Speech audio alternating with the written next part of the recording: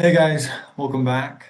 If you don't know, this is part three in a series. So if you haven't seen the first two Jesse Tree videos, I recommend you go and check those out first. Long story short, we're just going through the lineage of Jesus, leading up to his birth. This week we're covering the final seven people, 19 through 25. So anyway, we're just going to jump right into it, right where we left off. We're going to start off this video with Elizabeth and Zachariah. These are distant cousins of Jesus. Their whole thing is that they didn't have kids, and then God made a promise, and then some stuff happened, and they had a kid. After that is John the Baptist.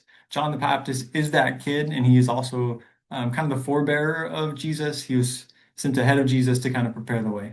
After John the Baptist, we have Mary. Mary is the mother of Jesus. After that, we have Jesus' adopted father, Joseph. Again, he was there. He helped Mary with some stuff. Pretty solid guy. 24 is Bethlehem, which obviously is not a person, that's a city. But the significance of that is that Jesus was born there, obviously, and David was born there, his great great grandfather of way back when. And also, there's a lot of prophecy, so it's important that this is a part of Jesus' story. And overall, it's this collection of six people that make up the nativity story. The cousins paving the way for Jesus, setting the mood for his coming and the miracles that were about to be brought to earth. Mary and Joseph receiving these messages from angels and taking up their responsibility. And then Bethlehem serving as that background, this prophetic key and symbol of Jesus's humble kingdomship.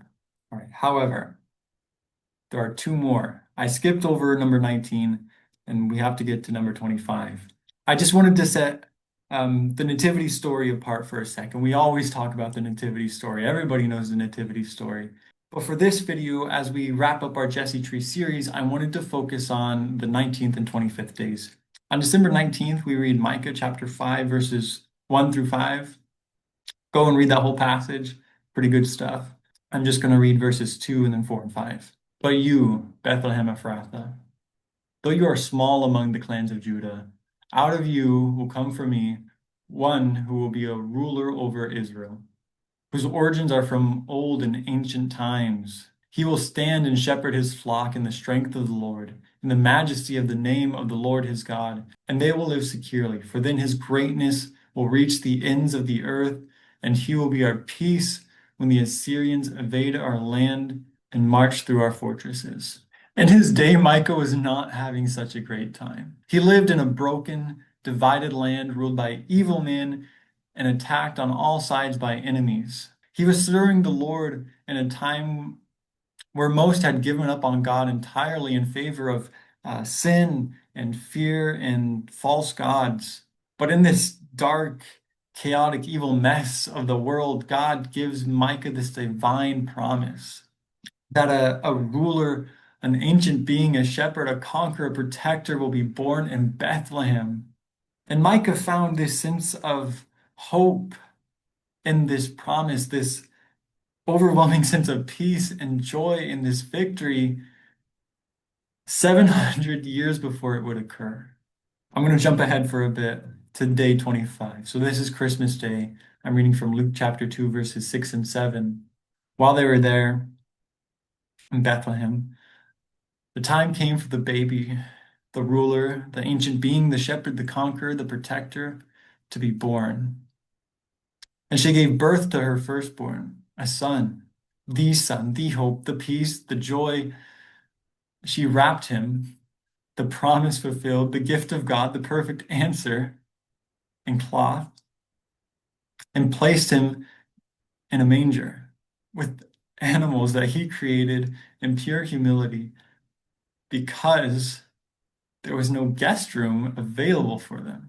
That moment, that exact moment in time when God's promises were fulfilled, was cherished in that moment by all who were there to witness it, by Mary and Joseph and the shepherds and the angels.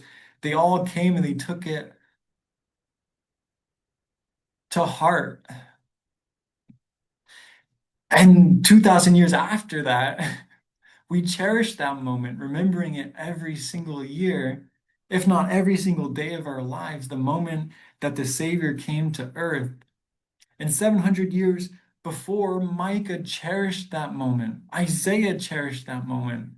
all who would listen to God in those days and every single day before cherished that exact moment when God's promise that he first made to Adam and Eve was fulfilled.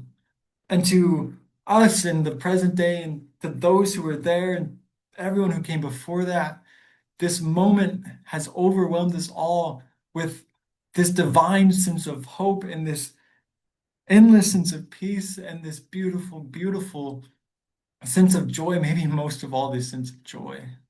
Every single person who has ever truly put their faith in God has celebrated the same Christmas, the same exact moment every single year, before, during, and after. And so it's so funny to me that we wish each other a Merry Christmas because, yes, yes, it sure was. That's what I've been saying, and that's what Mary was saying, and Micah and David and Moses and Israel and Abraham have all been saying ever since God wished Satan a Merry Christmas for the first time in Genesis 3:15. That's what believers have been saying forever and will say forever. It's all the same, and yes, yes, it sure was.